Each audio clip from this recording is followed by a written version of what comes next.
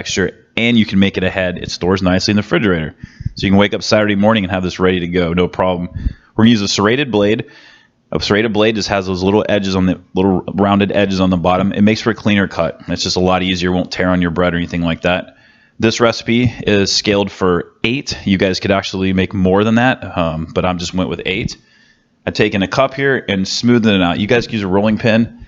The whole idea is just to get it really flat. The reason you want it really flat is so when we roll it up, it keeps its nice shape. It's going to help nothing fall out, all that kind of stuff. Plus, when you're eating it, it'll have all very similar textures. So take your time there and go ahead and make sure you get it flat. What I end up doing there is just hitting each of the edges one extra time after flattening it out. So we're going to do 8 of those, and then we're going to fill it up. What are we going to fill with? That's the cool thing, whatever you guys like. For this recipe, I'm using some strawberries here, and I'm going to do a fairly small cut on them. I'm not doing a mince or something like that. These are going to turn into like long strips the way we're going to cut this here. So we're going to start off going one direction. The trick to cutting a strawberry or even a tomato is to start the knife off really gently on the outside flesh and then push down. If you just come into it and push down, you're going to cut yourself or something not good is going to happen. So just feel the edge and then start going through and let the knife do the work. So we got our strawberries. That's good. So we're going to use some cream cheese with our strawberries. Who doesn't love some cream cheese? Nice and creamy, obviously. And the sweetness from the tomato wakes up the whole wonderfulness of French toast, because French toast can often be a little bit heavy. So that nice bright pop of strawberry is really nice. I loved it personally. And the Nutella is really good too. So we're going to do 2 different fillings here. So one side is going to be where we're filling, and the reason we put cream cheese on the other end is that's our glue. So once we roll it up, it's going to stay together nicely for us. And texture. You guys know I'm big on texture. So a little almond or whatever you guys like, it really did bring to the dish. When you're eating it, you'll know it's in there. It's not crunchy, but it's a nice texture. It's really cool. So we're going to roll it up. Take your time. It just looks better if you take your time. Plus, you can get your kids in there. They can be your little workers and roll these up for you. You guys can make 100 of them in no time. So there's our first one. Let's do one with some Nutella. And Nutella is hazelnut and a chocolate mix. It's really good. I've actually not used a lot of Nutella in my day, so I used it for this, and I thought it was great. I really like the Nutella one, I think, better than the cream cheese, but they were both so good, it's hard to pick. So we're rolling up here, taking our time, and then the glue. The glue really, don't miss out on the glue. Plus, it's a good way to add extra filling and flavor. So let's make our batter for our French toast.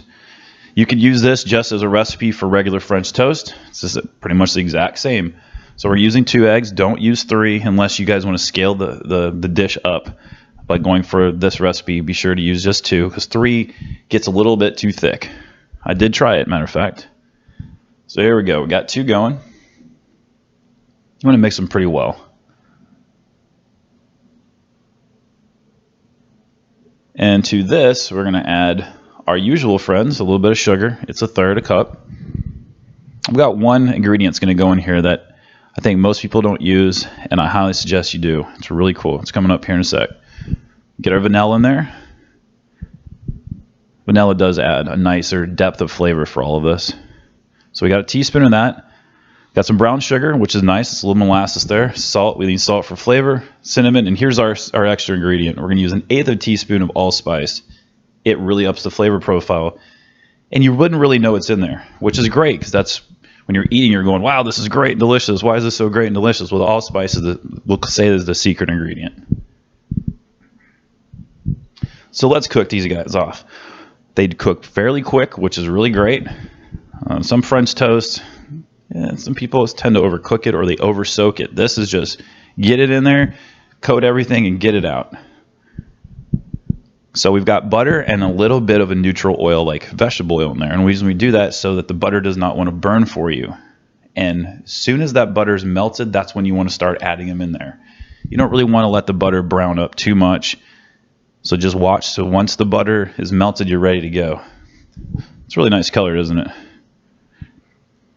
So once we're browned up on all sides, we're going to go into a mixture of sugar and cinnamon. Almost like a churro. which is a Mexican dessert, which is really good, fried donut kind of goodness. Well, this is kind of an in-betweener of that, really. So let's plate it up. Bunch of ways to plate it. I made a stack because they look like logs, and I think it looked cool. Little bit of a strawberry to garnish. And you can stick that in the refrigerator just like that, guys. This is really good. I love it. You guys are going to love it. It stores great in the refrigerator. That's the whole make ahead part. So don't cover it up or it'll get kind of mushy. Join us on social media. We'd love to have you guys. Go ahead and hit the subscribe button below. There's a printable recipe card on the website link below. You guys have the best one. Take care.